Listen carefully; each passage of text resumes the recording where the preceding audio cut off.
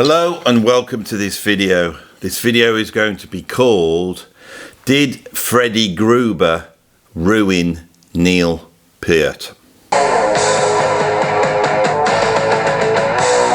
The late great departed drummer with Rush, who seems to be on everybody's mind at the moment, especially mine, because of this ongoing Rush reunion, where Anika Knowles, their new drummer, has come in and done a very, very good job. And when I say a very, very good job, I mean a very, very, very good job.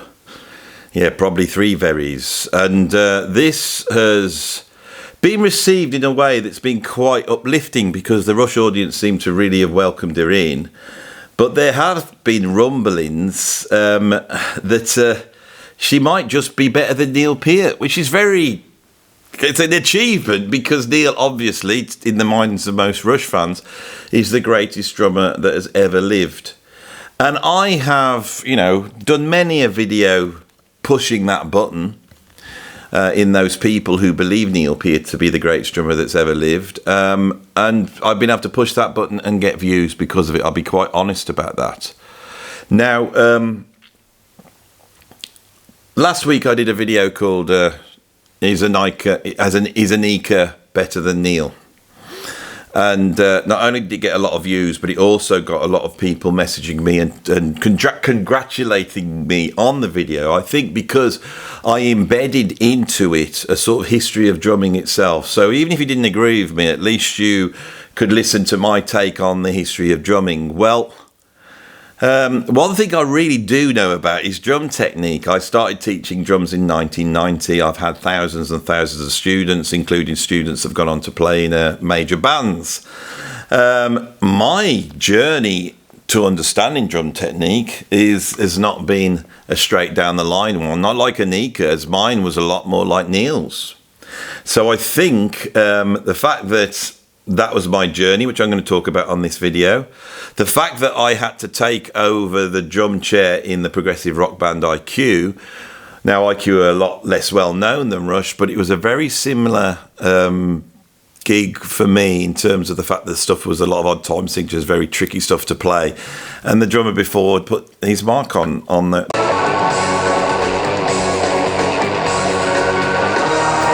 those tracks. So I feel quite close to this.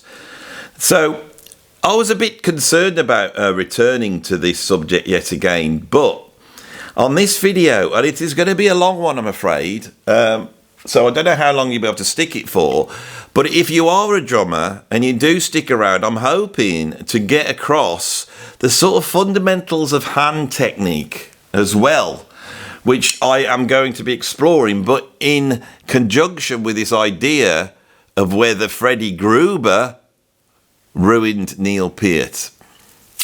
That's the title of the video. So some of you, the drummers, will know about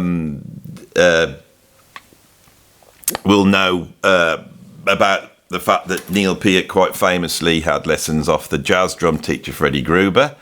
I'll be delving into that on this video. And I will be also questioning Freddie Gruber's teaching method and what Neil got from it. This is a really contentious video, but I will also be giving what is my subjective opinion on technique, because I don't believe that technique is objective. So the received wisdom out there in the world is that music is subjective. It's all beauty is in the eye of the beholder. There's no such thing as good and bad music. If you think something is good, it's good. And if you think something is bad, it's bad. It's all subjective, Andy. And I don't believe that. I've always found it, it's very difficult to accept that Milli Vanilli is exactly the same artistic worth as the Beatles. I don't accept that. So that throws the whole thing into question. But for musicians, technique becomes this absolutely objective way. This is the way you play. This is what you need to know. And it gets taught in that way. But of course, if it's at the service of something which is completely subjective, how could the technique be objective? Now, I'm now going to divide drummers down the middle. I'm going to divide them into people like me that are self-taught, people like Neil Peart that are self-taught. I'm a self-taught rock drummer. I'm going to be going a little bit through that process, and I'm going to be comparing it to the sort of process that Anika Niles has gone through, who has had from a very young age someone else imparting the history of drum technique. Now, drum technique are basically methods to how to play drums. The drum kit was really invented at the end of the 19th century, and drum technique was then applied to those drums. Now, a proper consolidated technique for drums didn't really exist until the drum kit existed. You had technique that went from marching music, and you had technique that came from classical percussionism. And the techniques are really rooted in there. And then the drums were a different beast altogether. So technique, it's not like something that popped out of an egg, you know, from the mountain of drum knowledge, and that's the source of the technique. It developed. I'm going to be going through the history of that as well on here. This video basically takes the idea of whether Freddie Gruber ruined Neil Peart, and I am about to embark on an epic exploration of drum technique. In fact, my definitive take on drum technique. This is what you're about to see.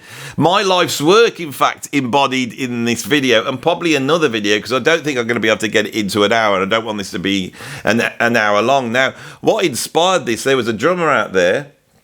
Anika Niles is a better drummer than Neil Peart. He contacted me afterwards, and I'm going to be interviewing him this afternoon. So as well, there's going to be another exploration of this.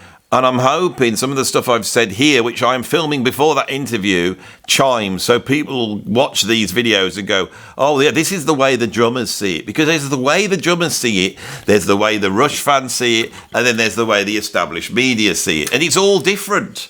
This is an attempt to pull together a whole bunch of things which, if you don't know about them because you're not in there, will seem absolutely baffling, and you'll be scratching your head going, well, is Neil Peart the best drummer in the world, or is he? And the establishment will be going, well, there's no such thing as the best drummer in the world. And then the Rush fans and all that lot will go, no, he's definitely the greatest drummer in the world. And maybe even some drummers will be saying that, but then these sort of certain type of drummers, people that probably listen to Jeff Porcaro, you know, or Steve Gadd, you know, and they have a certain approach about them, and they exist in a certain niche on the net, and they're always telling you how you got to play for the song, but it's, you know, and all these types of drummers, we know them very well, will be telling you that no, Neil Peart wasn't, you know, even as good as your average LA session player, you know, that type. So if you're trying to explore music and get understanding of it, you could, you know, you could be not brave and go, what the hell's going on? If you watch this video, you'll see how bloody complex it is. Right, so let's start as we're at the 10-minute mark. That's the introduction. We now move on to chapter 1. And it's going to be called Freddie Gruber Teaches Neil Peart How to Play the Drums. Neil Peart, right? Now, well, I grew up saying Neil Peart. When I had this channel, everyone came on and said, it's not pronounced Neil Peart, it's pronounced Neil Peart. And so me not wanting to rock the boat and not wanting to stress out you, the great unwashed mass out there that can just ride up and bloody destroy someone in 2 seconds, thought, I don't know how to say it, but I'll just go with them. You know, I'm not gonna die on that hill. So throughout this video, I'm going to be calling him Neil Peart. But I draw attention to that fact because it's interesting that even Neil's name gets argued about. So Neil is actually quite a contentious character in the world of music. The reason why I think Rush didn't need any PR for this tour, the reason why everybody wants to be there, the reason why they are now the biggest rock band on the planet, the reason that their reputation now exalted when once they were seen as basically the rock band for incels and stay-at-homes. Now that's happened, everyone's out there wanting to be a Rush fan. I wonder how long it's going to take for the likes of Primark and other, you know, purveyors of slave labour clothing to rock up a Rush t-shirt. I'll be buying one if there's one in Primark, I tell you. They're very cheap, you know, worth the money.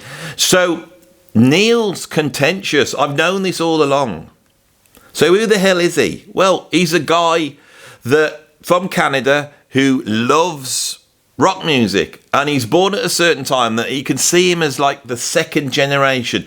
He's not of that generation of Mitch Mitchell or Ginger Baker or John Bonham. He's not quite that old. He's a few years younger, only a few years younger.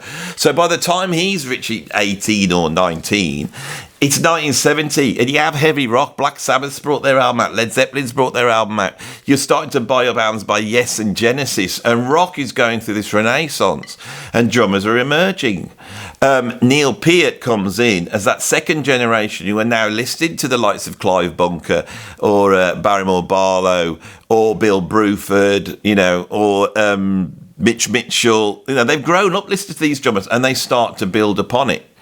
Now, that generation, you have to understand that if you didn't grow up in a sort of American city and have access to some sort of education system, and this, I think, is very true of us British people and true of Canadians, whereas in America, with their drum corps tradition, it's very easy to go to school, I'll play the drums, and end up in drum corps learning proper drum rudiments. The guy from Blink 182 is an incredible drummer, Travis Barker, an absolute virtuoso drummer.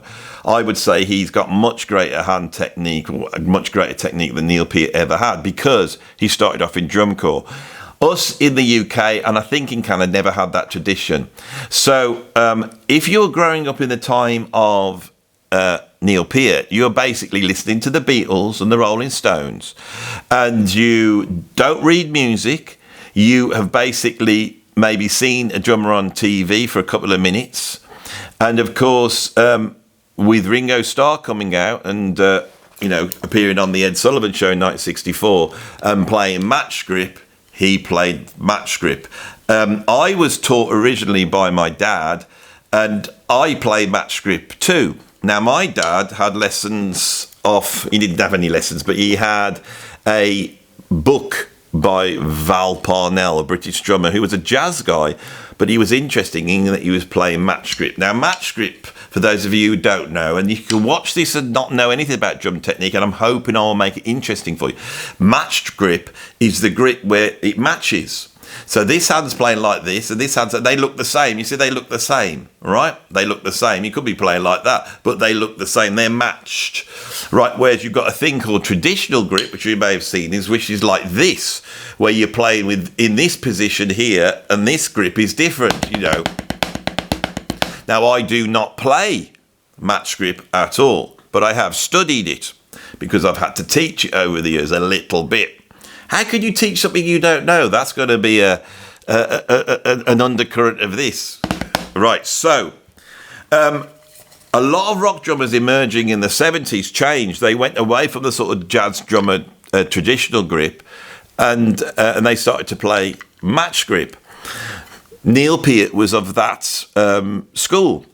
Now, I believe, and hopefully at the end of this video, you'll see that there is no difference between match grip and traditional grip. They both do what they're supposed to do, because I am going to make the case here that drum technique, or a better name would be drum methodology, is about...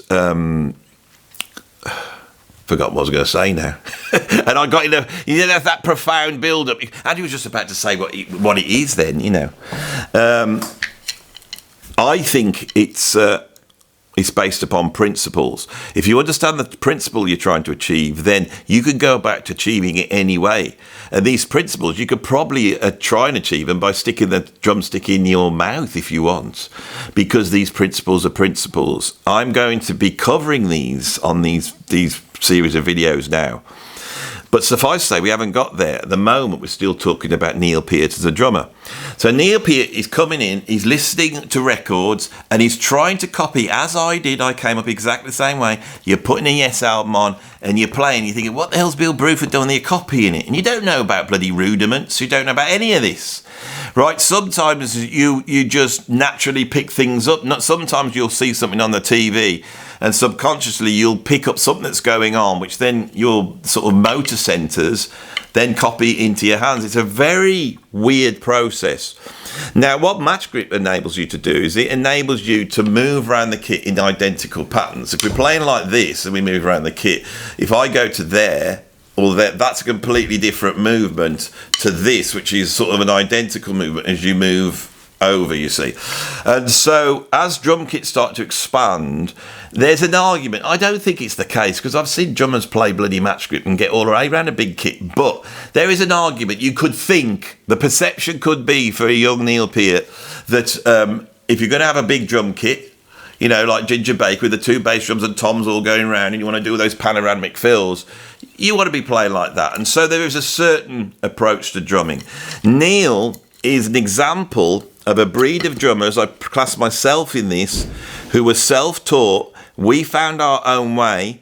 Our technique was not perfect because we hadn't learnt this, and I say perfect in quotes. We didn't have the standard technique. We hadn't had the received wisdom of how to do it.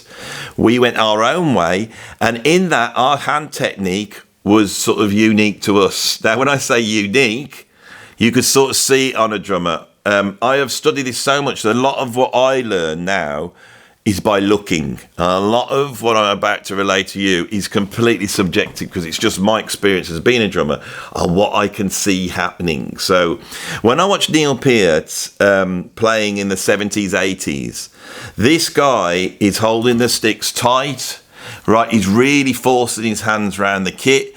He is very linear in the way he plays. He's really concentrated on playing on the click and being in time, and he moves around the kit in that way. Everything is really ordered. He's not really an improviser. He works out his parts, and once those parts are there, you can almost have a robot just play them and it would play them. And he's going for that as an aesthetic. That's his aesthetic on the drums, is to come up with these worked out parts. He's almost trying to think of them in terms of a classical music sort of percussion piece that sits under the kit. That is the part.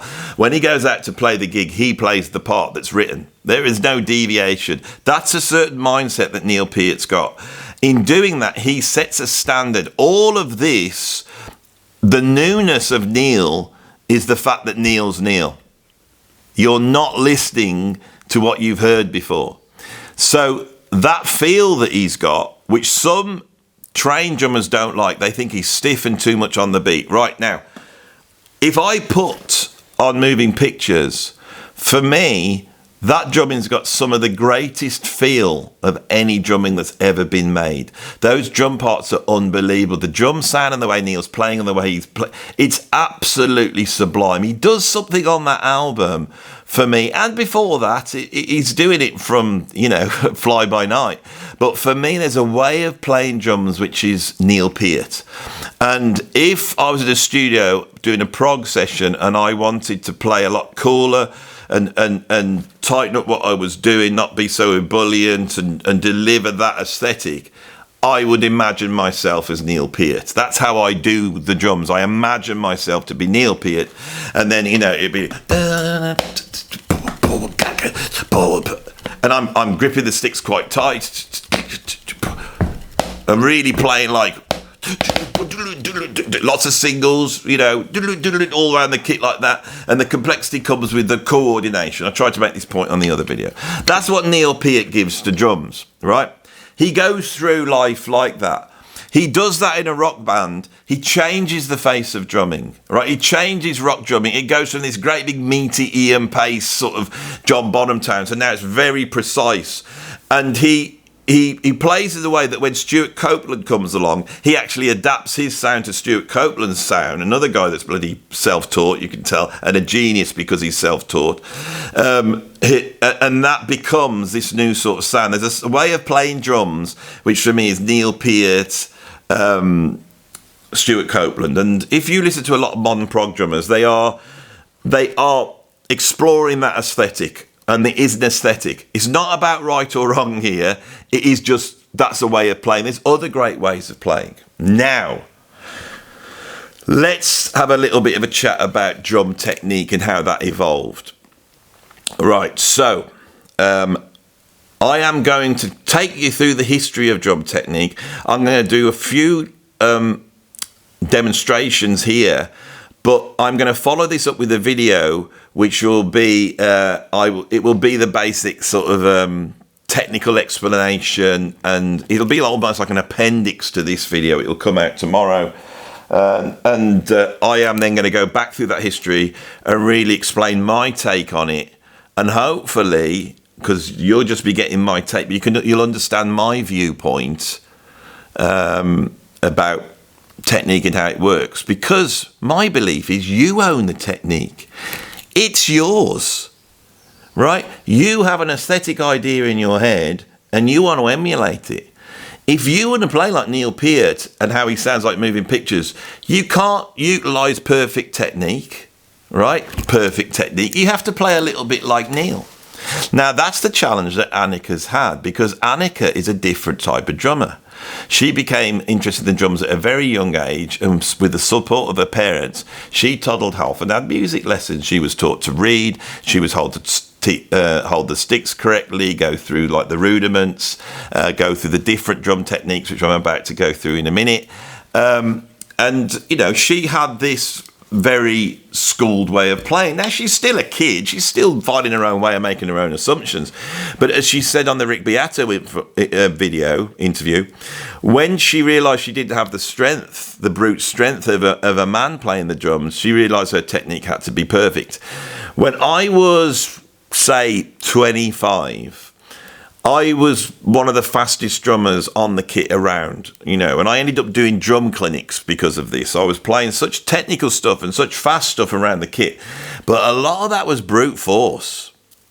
It was just, I believed in what I was trying to do, and I just forced my way. And I think sometimes if you want to play at incredible speeds, I see it all the time in new drummers coming up, that's much more about willpower and just brute force, right? Annika realised she couldn't do it that way. She had to get her technique perfect. And when I watch her play, her technique is far more perfect than mine is. Now, what do I mean by perfect? I mean adhering to the established way of playing the drums. As I said, this technique emerges with the development of the drum kit. The drum kit develops in America. And as the drum kit is emerging in the 1920s, there's actually a teacher and drum builder called Sanford Moeller. And Sanford Moeller starts to ask the question, well, how do you play the drum kit? Now, he's coming at playing the drum kit as also how do you play the snare drum. Now, the snare drum in classical music, it's a certain type of technique. It is there's two basic techniques for a classical percussionist. There's what we call French and German. These are European terms. French is where your hands are facing each other. So my palms are facing each other, so I pick the sticks up. When I pick the sticks up, they form into like railway tracks. They run parallel to each other, right? And you're playing like that. That's French grip. And that's the first thing we want to look at. Now, French grip, you're playing into the body like here, and we can start to see the principles of French is you're striking the drum with a rotation, not an up and down. You're striking it with a rotation, which for some people is easier. Single stroke roll, which is right, left, right, left. Right, so that's French grip. Or you've got German grip. Now, German grip is with your palms facing down. So I'm going to I'm going to grab the sticks, and I am going to now play here like that with my palms facing. All right. All right. Now, I started off French, and I'm tried over the last 20 years or so to also incorporate German. So when I practice now, my rudiments, it's always in German. With German technique, you know you're doing it correct, because when you put the sticks, rather than being railway tracks, they form a perfect right angle. And by putting that right angle in there. Now, these are principles. If I give someone a set of sticks and they grab them, and say they've grabbed them really wrong, so they're holding them like this, right? And I say, can you make a right angle? So they make a right angle. In terms of, that is now German. Doesn't matter that the way I'm gripping them is wrong. In terms of the German technique, we've nailed it. German or French. Now, there's something called American, which is somewhere in between. And sometimes, if you wanted to learn both, you would practice like that and then maybe move it out to there and then back to here.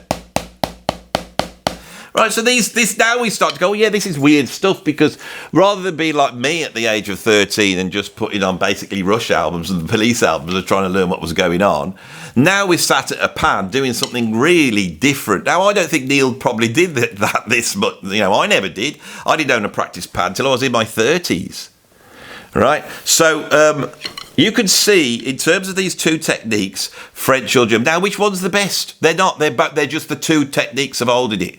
You could mix them up. You could have French and German play like that, or like that. Now, I tend to play, in my natural state, I will play French here, but with my elbow out, and German. That's what I developed unknowingly when I was teaching myself. When I then started to learn about technique, I could then go, oh yeah, I'm doing that. But there's certain instances when I twist it around. So I believe that when you come to technique, the first thing is to ask yourself, am I a French drummer or am I a German drummer? Now, I go and look at Neil in the early days, and you will see it's all a bit individual, isn't it? It's all a bit tight and erring towards the French, isn't it? So erring towards the French. Now, a lot of schooled teachers will prefer German. Now, there's a reason why we're going to prefer German. It's because in the 1920s, in America, we get, as I said, the teacher Sanford Moeller emerge as a teacher. And he starts to think about drum technique. Now, the thing that's in his mind is he's thinking about the snare drum. Now, with the snare drum, we have another grip altogether. We have traditional grip, as we've said, like this here. Now, this only exists for one reason. It exists because if you're playing a marching instrument, in a battle, i.e. walking along, you will have this slung around you here. And so you will be playing it like that there. You can't access this unless you play traditional grip. Now, sometimes if I'm sat on the settee, this is a really weird thing. I'll be sat on the settee and I've got my pad, I'm watching telly. And if I'm sat like this, right, I can access it with match grip. But if I put it somewhere weird, so if I was to put that there on my top right, now I can reach across with my right hand. But when I reach across, there I can get it. But there's certain angles. I think it is when it's sort of facing away from you, where it's easy actually to access certain things with this technique. That was a clumsy explanation. What I would do is just move things into certain places and you'll see. So, for example, your leg. That's a brilliant example. You can practice like this. But also,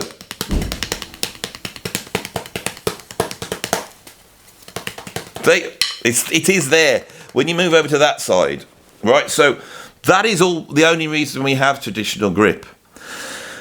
Now, where do we go with this? So Sanford Moeller in the 1920s, he thinks, I wonder how people, whether there is a technique on the drums. And he went down to the local old people's home, which in 1920 was filled with old guys that had played in the American Civil War. Now, those guys would have had to play loud for a long time. Now, not a big problem with the drums. Now, this relates to what Neil, I think, experienced. So, if we think of Sanford Moeller, he's thinking about drum technique, and we just park Sanford there back in 1922. He's parked in 1922, and he's thinking about drum technique, how it works. Now I'm going to go to me as a drummer. I'm a self-taught drummer, right? I've studied little bits. I've got stuff from magazines. I've watched drummers. I've got an idea. I know about rudiments. I know all that. And I think of technique as being double stroke rolls, singles, doubles, rudiments. And the technique is to play fast. That's what I want my technique to do, is so I can play fast. That's the way I'm thinking as a player. I get to around the age of 40 and suddenly it all becomes hard work. And my hands are hurting. They're not able to do what they could do before. And I get to the point where I would do a gig and then my hands would hurt so much that I would have to have a month off to get them back on track. So I'm actually in a place where I'm going, oh, that was great. I love drumming, but now I'm done in. Now, as a drum teacher, I was faced this at the other end from millions of kids, 40-year-olds that have come along. Now, I was very lucky to just haphazardly bump into a drummer that he lives in the Midlands in the United Kingdom called Mal Garrett. Some of you may know Mal. I was very lucky to bump into Mal. I believe that Mal is one of the world's experts on drums, and I believe he is the greatest drum teacher in the United Kingdom. So I said to Mal, I can't play Mal, because he said, Andy, you know, how you doing? Because he knew me, you know, we knew each other. And I said, I can't play anymore. And I remember he went, the drummer's menopause. Now, what had happened is that my bad technique, me holding the sticks too tight and not hitting right and not lifting the sticks, and all these things that I've been doing, they hadn't stopped me from being able to burn and play fast. I can do all that, you know, and I can do it all. But what was happening when I was hitting the drums, my hand was absorbing the impact. The energy of throwing the stick down comes back at you, it bounces off. You're never going to hurt your hand doing that, right? In air, but it's because it's like the cartoons, you know, when someone hits Tom over the head with in Tom and Jerry, hits him over the head with like a big spade, and he goes as this all the way up the arm, right? And over time, it starts to create all sorts of different problems. Now, some of our great drummers, who are genius drummers, people like Phil Collins, right? They've got terrible hand technique. And after a lifetime doing it, their body gives in. I was very lucky in my 40s to catch it early. So I sat down and spoke to Mal, and Mal gave me a series of lessons. It was only a few. And basically, it was exploring molar technique, also exploring the history of molar technique. Now, why would Mal know about the history of molar technique? Well, Sanford Molar, after he developed this technique, right, he wrote a book. And that book was published by Ludwig Drums. But the mistake that Molar made is he added his own things in. He used his own intuition to add to it. And one of the things he believed is you had to have your elbows out when you were playing. And that and a few other things were put into the book. A drummer like Gene Krupa, who followed the Molar method and had that book, plays with his elbows up. It looks ridiculous. Molar was very unhappy with this, so he went to Ludwig and said, you need to recall it. I want to put it out, you know, again. And they wouldn't do it. And so he revised his technique, and that was not written down as such. And this is where drum technique goes all esoteric. It basically got transferred into a number of students, of which 10 became professional and went on to play, the most famous being Jim Chapin. Now, Jim Chapin lived a long time. He lived long enough for me to meet him at a Dennis Chambers clinic back in the probably the late 90s. An incredible man, an incredible technician who wrote a book in the 1940s about coordination, but his knowledge of the Molar method was really thorough. Now, when Jim would come over to the UK to do teaching tours and stuff like that, he would stay with Mal. And so Mal was able to pick Jim's brain. And it not just about the technique itself, it was the history. I've got to be honest, Mal's explanation of the history to me was where I started to really understand what was going on. I think because I understand, I'm interested in history, that's why I have the channel. So this idea that this technique was esoteric and hidden, I could see that Molar technique as it was taught had come through a whole bunch of different teachers. And those teachers had added to it. And through chatting to Mal, I became aware that there was all these things added to Molar technique, which is why I didn't want to know it. I'd heard about it and read books on it. And it was all, you know, you whip down, then you tap, then you put, and it was all this. And with all these sorts of names. Mal didn't teach it me like that. Mal taught me 3 basic principles of hitting the drum. So there's 3 ways of hitting this drum. That's it. You can hold the sticks however you want. You can do whatever you want, but there's 3 ways of hitting this drum. And other techniques emerged in the 20th century, like, say, Gladstone technique, is really when you explore that. Now, Gladstone technique is different to Molar technique. And I suppose I should explain what Molar technique is. Molar technique, in its original form, was you are really, the engine of playing is the wrist, right? So when you're hitting the drum, it's really the wrist that's doing the work. Okay? Now, if you play the drums like that and going up and down, when I'm hitting the drums there, even though I'm doing the wrists making it work, when I'm hitting there, the stick is going down the ground. Now, you hear Neil Peart talk about this. This is what he got from Freddie Gruber. Hit that. It goes through there, the energy comes straight back into the stick, right? Runs along and hurts my hand. Because I went through the drummers menopause, my hands now tell me, if I hit the drums like that, the whole thing rings. Like, I won't do it anymore. Right, so now we are playing from the wrist, but as you can see, two things that will alleviate that would be making sure the stick comes back and also not gripping it that tight. One of the things that Moeller noticed with these old guys from the American Civil War is they weren't gripping up the front. Now, you would have seen this on a million videos. Take the stick, grab it at the back third. The back third is there. That's the third way up the stick. So we put the stick into threes, grab at the back third. Just wrap your fingers around and then play. Right? Moeller didn't play like that. He used a back grip here, like that. I'm holding the stick there. As soon as you start playing like that, doesn't matter how hard you hit, because there's no hard contact. You can't grip here that hard, and that acts as a shock absorber. So it just gets away. Now you can play.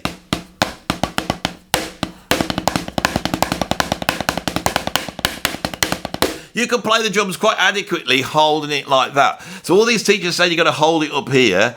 They ain't quite got it right. This is another way of playing the drums.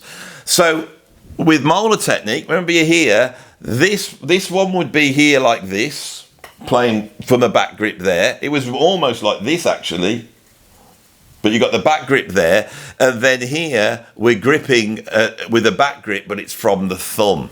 So there's our back grip there, with the fingers just wrapping round, but it's the back grip that is coming up first. Right, so these now is the same. We've got a back grip here, we've got a back grip here, and the sticks are allowed to run freely. Now, one of the things that match grip has got as an advantage is one of the reasons why that force of the stick comes back into our bodies and makes everything go wrong is because our hand is on top of the stick. If it was underneath, it goes away completely. So on part 2, I'm going to go through the principles of this in detail for drummers, and I will try and explain what I learned that you have to get in your head so that you know you're going in the right direction. In other words, understand the principles of what you're about to achieve. That has been my big message as a drum teacher to thousands of students over the years, is to understand the principle of what you're trying to achieve. But for those of you who are just Rush fans, you could see now that what we've got is the established drummers are not playing forcefully down through the kit. They've developed a technique.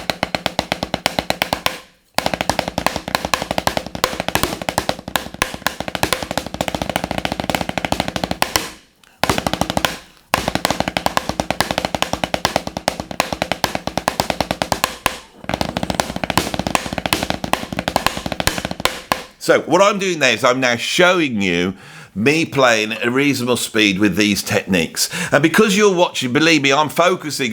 Don't fall into your bad habits, you know. Because us drum teachers, we don't necessarily have to know it all bloody inside out. I could look at a drummer that's been taught from day one by another teacher. I've got students like this that I taught from day one. Their technique's better than mine because they're never having to eradicate bad habits. I've got bad habits here, and it's in this part here, and the drum teachers who had that establishment view are maybe going, yeah, Andy, but look at your left hand. Now that's an important thing because I want to use this as for a point in the future on this video, right? Because we're coming into the last 20 minutes now, and I need to get to the point I want to make about Neil Peart. So I believe what happened with Neil Peart was this. Okay, he gets into his 40s, 50s. He starts to feel these things. He's doing long gigs and it's killing him. It's killing him because his technique's bad. He's going down the Phil Collins path, right, to terrible back pain and all these types, to hand pain and all that type of thing. But he decides to do the Buddy Rich memorial album and video. Now, Buddy Rich is an interesting drummer. Buddy never had any lessons. He never had any lessons, but his technique is perfect.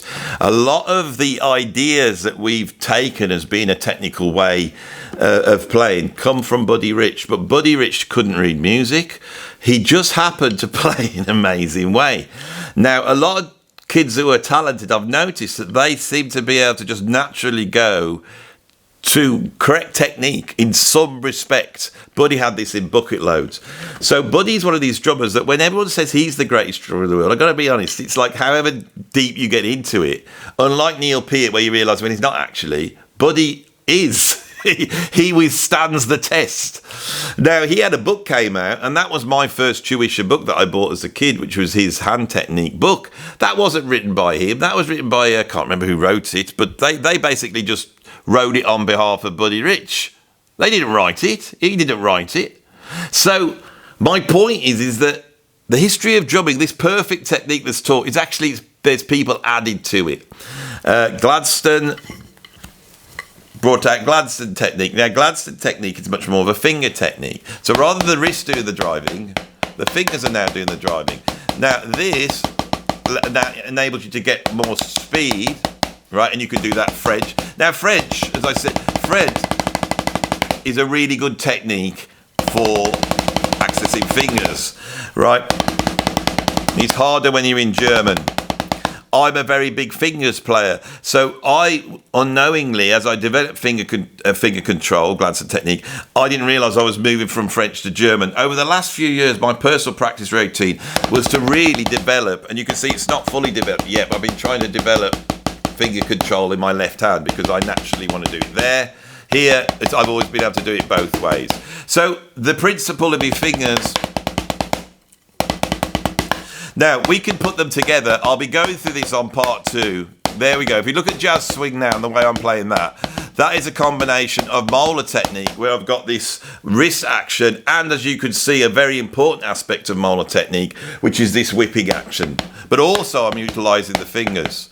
Now, that is really, when people get taught molar technique, a lot of people think these fingers are a part of it. They're not. That's been added to it. So people who have studied Gladstone technique and have studied molar technique have put those together in different combinations. My point is throughout the 20th century, a whole bunch of teachers emerged and they were all adding their own thing, and if it worked, they caught on. Now, we come up against this teacher, Freddie Gruber.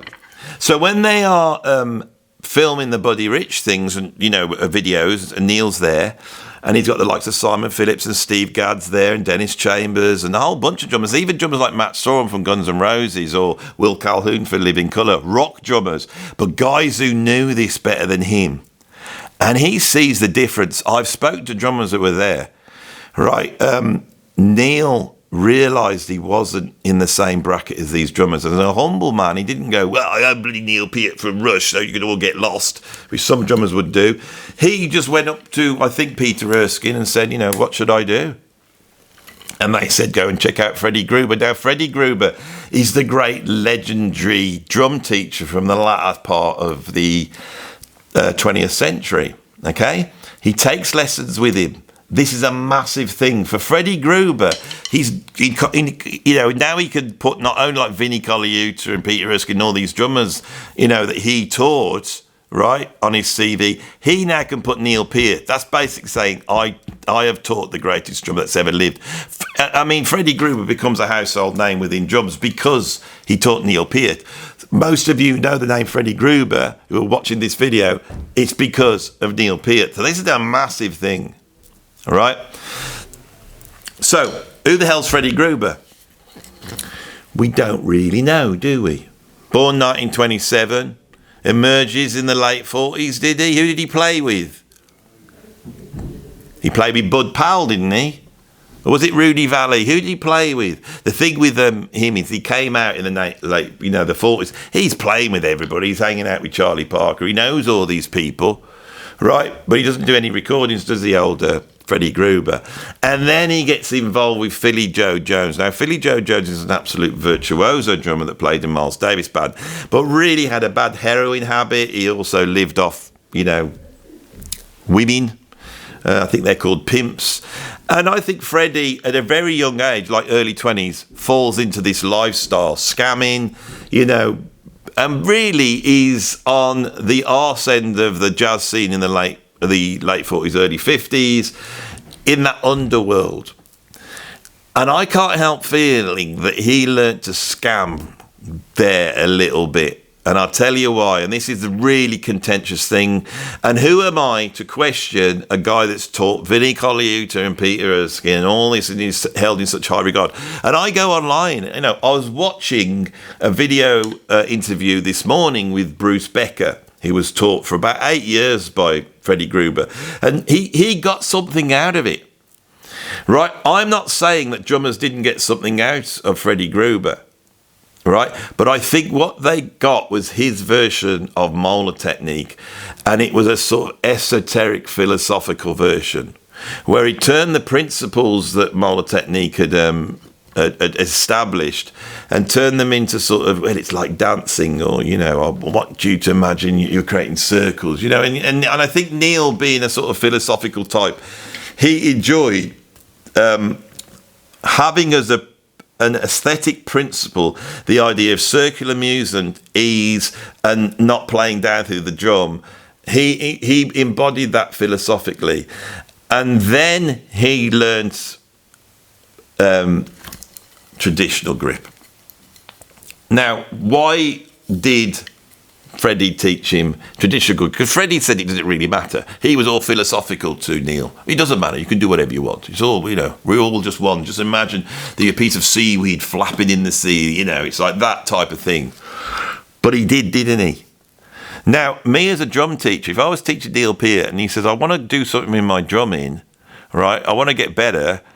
I'm going to record an album. What shall I do to get better? I would never say, well, why don't you just try and take a new technique on like traditional grip, and in a matter of weeks trying to amass all the knowledge that you've got as a match grip player, and then record an album with it.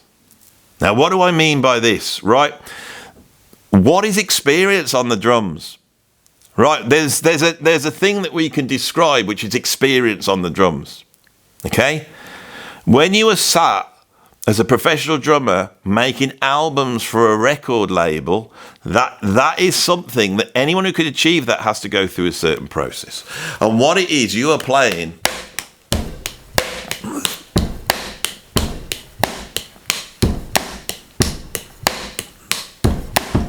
That's what you're doing. Basically, that's the job of a drummer. And that snare drum has to sound a certain way.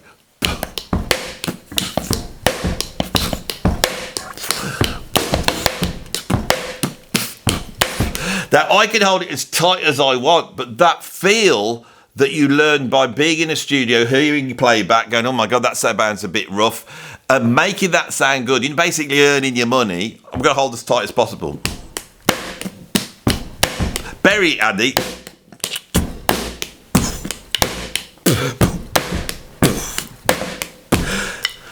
Having that backbeat is not affected by technique. In fact, a lot of drummers that sound great are actually burying the stick and muting the stick with the drum with their stick, okay?